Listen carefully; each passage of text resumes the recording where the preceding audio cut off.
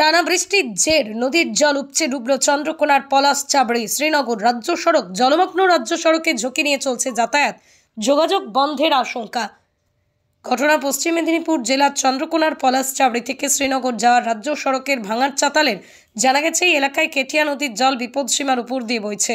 নদীর জল উপচে এলাকায় চাষের জমি ডুবে জল তৈতই অবস্থা। আর সেই জল পলাশচাবড়ি থেকে শ্রীনগর যাওয়ায় রাজ্য সড়কের উপরে থাকা ভাঙার চাতালের উপর দিয়ে বইছে। হাঁটু সমান জল ওই রাজ্য সড়কের চাতালে ঘুরপথে ক্ষীরপাই দিকে রাজ্য সড়ক হয়ে না ঘুরে বাইপাসে চন্দ্রকোনা শহর থেকে পলাশচাবড়ি হয়ে শ্রীনগর যাতায়াত করা হয় এবং সেখান থেকে একদিকে রামজীবনপুর আরামবাগ, অপরদিকে গড়বেতার সন্ধিপুর চমকাইতলা যাতায়াত করা যায় কম সময়ে। এমন গুরুত্বপূর্ণ যাতায়াতের রাস্তা নদীর জলে ডুবে যাওয়ায় আপাতত ঝুঁকি নিয়ে যাতায়াত হলেও জল যে হারে বাড়ছে তাতে যোগাযোগ বিচ্ছিন্ন হওয়ার আশঙ্কা করছে এলাকাবাসী। এই রাস্তায় যোগাযোগ বিচ্ছিন্ন হলে চন্দ্রকোনা থেকে ক্ষীরপাই হয়ে শ্রীনগর যাতায়াত অনেকটাই ঘুরপথে হবে এবং সময়ও বেশি অপচয় হবে বলেই জানা গেছে।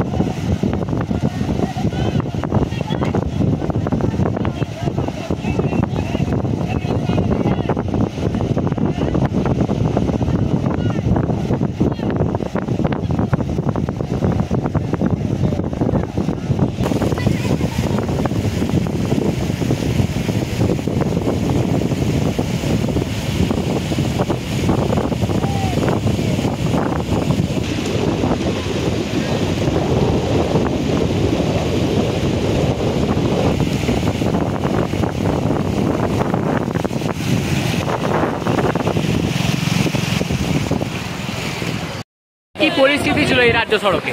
সকালে পরিস্থিতি খারাপ কিছু না, পুরোপুরি শুকনো ছিল। তখন 6টা 10-15 বাজে। মানে এখন কি পরিস্থিতি দেখছেন? এখন তো ভয়াবহ পরিস্থিতি হয়ে যাচ্ছে।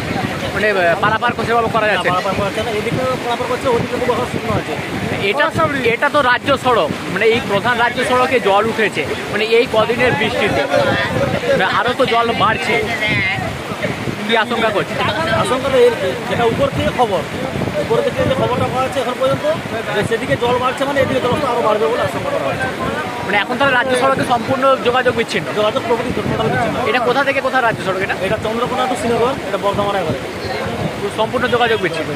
তাহলে ঘুরপথে যেতে হবে? ঘুরপথে কি পাই হয়, অনেকটা ঘুরতে হবে, 8 থেকে 10 কিলোমিটার ঘুরপথে। এখন তাহলে বাইকটাই কিছু যাতায়াত করছে, ঘুরে ঘুরে বের করতে হচ্ছে। আপনার নাম? প্রসেনজিৎ।